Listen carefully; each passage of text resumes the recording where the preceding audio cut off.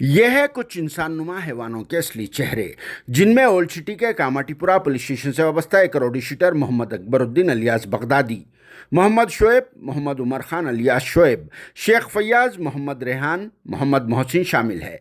इन लोगों ने इंसानियत की सारी हदों को पार करते हुए मामूली सी बहस व तकरार के बाद एक बेकसूर आदमी मोहम्मद इब्राहिम अली खान अलियास खिजर को मारपीट करके कत्ल कर दिया। और फिर इस कार्रवाई को अंजाम देने के बाद ये इंसाननुमा हैवाना खिजर को हार्ट अटैक आने की झूठी कहानी भी रचा दिए थे, मगर उसमें ये लोग नाकाम हो गए और फिर खिजर को कत्ल कर दिए जाने का मामला बाहर आ गया।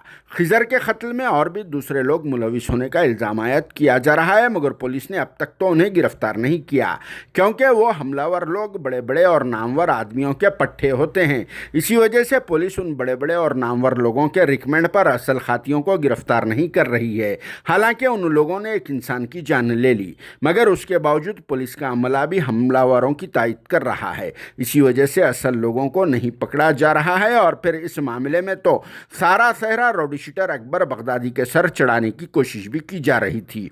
और फिर कुछ मुखबिरों और मुर्दा ज़मीर वाले दल्लालों के बोलने पर इस केस को दबा दिया जा रहा था, क्योंकि ये मुखबिरां दल्लाला अल्लाह और रसूल के झूठे वादे करके पुलिस को गुमराह कर रहे थे। लेकिन अल्लाह के एक नेक बंदे ने अपनी ज़मीर की आवाज़ पर खिजर के सनसनीखेज कत्ल के वाक़े को मंजर-ए-आम पर ला दिया, जिसके बाद ही कुछ हमलावरों को ऑफिशियली अरेस्ट बताया गया। हालांकि टास्क फोर्स की टीम ने तो पूरे 9 लोगों को गिरफ्तार करके लंगर हाउस पुलिस स्टेशन के हैंडओवर कर दिया था, लेकिन उन 9 लोगों में से 5 या 6 लोगों को गिरफ्तार बताया गया।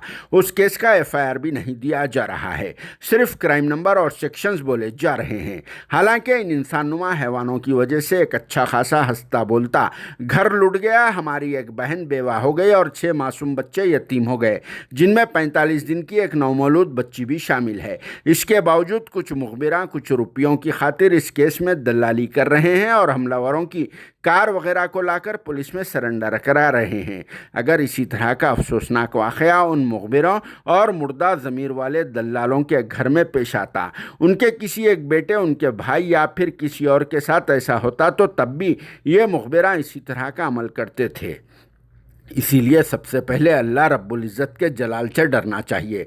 यतीमों के सर पर शफ़क़त का हाथ रखना चाहिए। उनका हक़ मारने वाले को अल्लाह पाक खुद जलील व रुस्वा कर देते हैं। इस केस की तहक़ीक़ात लंगर हाउस पुलिस स्टेशन के इंस्पेक्टर के रघु कुमार कर रहे हैं और उम्मीद की जाती है कि इंस्पेक्टर के रघु कुमार सच्चाई को मंजर-ए-आम पर लाएंगे, जिस पर आप सबकी क्या राय है और हमलावरों को किस तरह की सज़ा देना चाहिए और बीच के दल्लालों के साथ क्या सलूक करना चाहिए, कमेंट बॉक्स में ज़रूर जवाब देना।